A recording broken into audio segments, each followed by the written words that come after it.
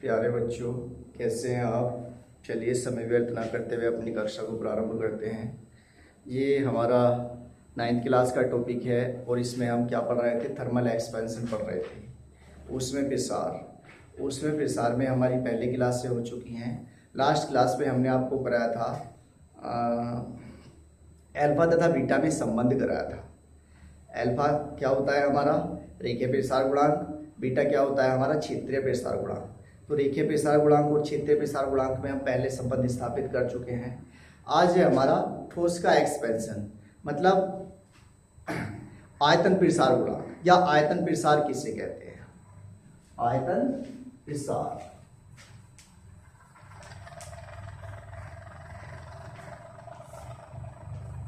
आयतन प्रसार क्या होता है? क्या आयतन प्रसार से मतलब है जब किसी ठोस वस्तु को ऊष्मा दी जाती है तो उसके आयतन में वृद्धि हो जाती है, उसके आयतन में वृद्धि होने लगती है। यही वृद्धि क्या कहलाती है? आयतन प्रसार कहलाती है। ऊष्मा पाकर आयतन में वृद्धि होना आयतन प्रसार कहलाता है। ऊष्मा पाकर आयतन में वृद्धि होना क्या कहलाता है? आयतन प्रसार कहलाता है। क्लियर हो गई बात? आगे देखें मात्रक क्या होगा इसका हमारा। अब आयतन प्रसार गुणांक की बात आती है। आयतन प्रसार गुणांक क्या है? आयतन प्रसार गुणांक की विशेष डेफिनेशन वही है, किसी वस्तु के ताप में 1 डिग्री सेल्सियस वृद्धि करने पर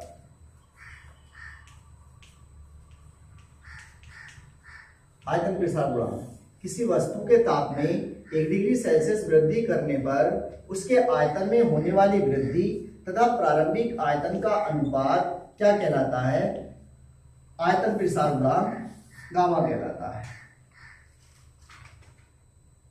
किसी वस्तु, मान लीजिए अगर हम इसकी पहले की तरह बनाए, माना कोई वस्तु है जिसका प्रारंभिक आयतन कैपिटल V है, डेल्टा T 1 डिग्री सेल्सियस ताप में वृद्धि करने पर उसके आयतन में वृद्धि कितनी हो जाती है? डेल्टा V हो जाती है। डेल्टा T ताप में वृद्धि करने पर आयतन में वृद्धि कितनी हो जाती है? डेल्टा V हो जाती है। तब आयतन प्रसार गुणांक कितना हो जाएगा? आयतन में वृद्धि बटे प्रारंभिक आयतन इंटू 1 ताप में वृद्धि। ठीक, हम इसे ऐसे भी लिख सकते हैं, आयतन प्रसार गुणांक बराबर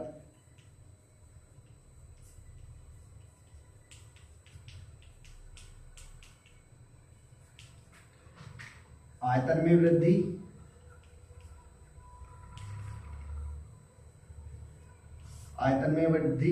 बटे प्रारंभिक आयतन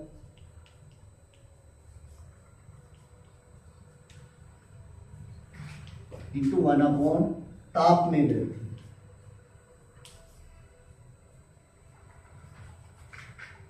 प्रति डिग्री सेल्सियस।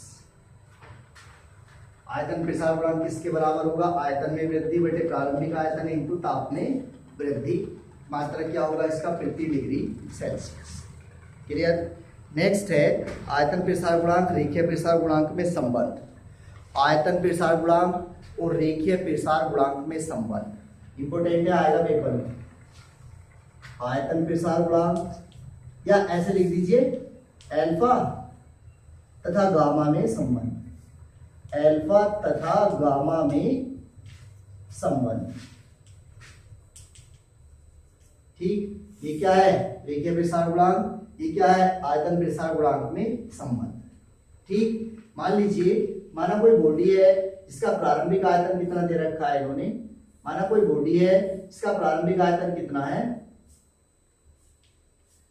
जिसकी प्रत्येक भुजा 1 सेंटीमीटर है। कितनी है? 1 सेंटीमीटर है। तब इसका आयतन कितना हो जाएगा? 1 सेंटीमीटर क्यूब। मान लीजिए कोई बॉडी है, कोई घन के आकार की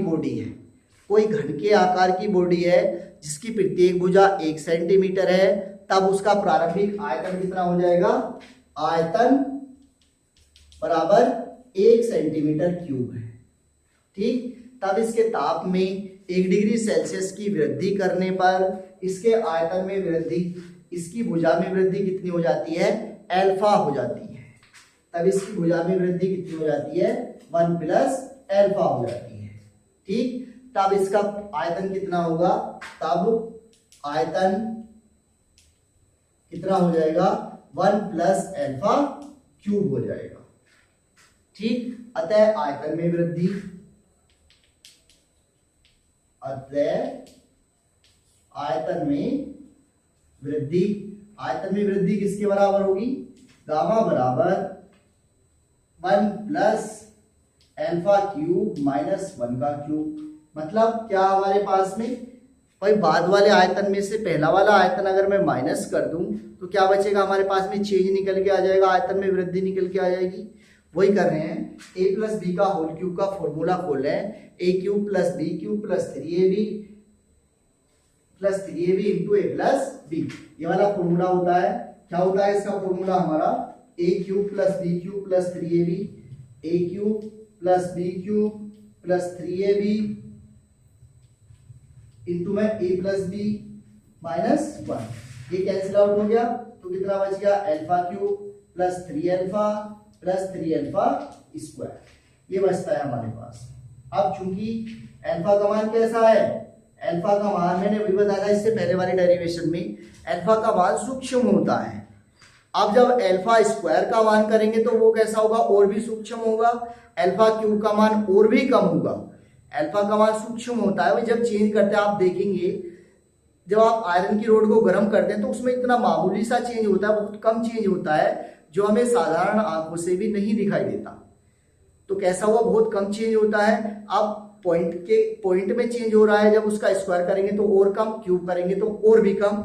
इसलिए हम इसके स्क्वायर और क्यूब को छोड़ने पर, स्क्वायर और क्यूब को छोड़ने पर, ठीक, जब हम इसे छोड़ते हैं तो ये वाली टर्म कैंसिल, ये वाली टर्म कैंसिल, क्या बच गया? गामा बराबर किसके आ गया? 3 अल्फा। गामा बराबर किसके आ गया? 3 अल्फा के निकल के आता है। अतः किसी पदार्थ के आयतन प्रसार गुणांक तथा रेखीय प्रसार गुणांक में संबंध होता है गामा बराबर 3 अल्फा।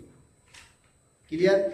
अब अगर मैं इन तीनों के संबंध की बात करूं, अल्फा बीटा गामा, तो अल्फा अनुपात बीटा अनुपात गामा में जो संबंध होता है 1:2:3 होता है। कितना होता है? 1:2:3 का संबंध होता है अल्फा बीटा और गामा। क्लियर? चलिए इस वीडियो को 2-3 बार रिवाइंड करके देखिए, तभी समझ आएगा। मैथमेटिकल पार्ट्स एक बार में समझ नहीं आता इतनी आसानी से। चलिए आज की क्लास में इतना ही, नेक्स्ट क्लास में फिर से मिलते हैं। Thank you.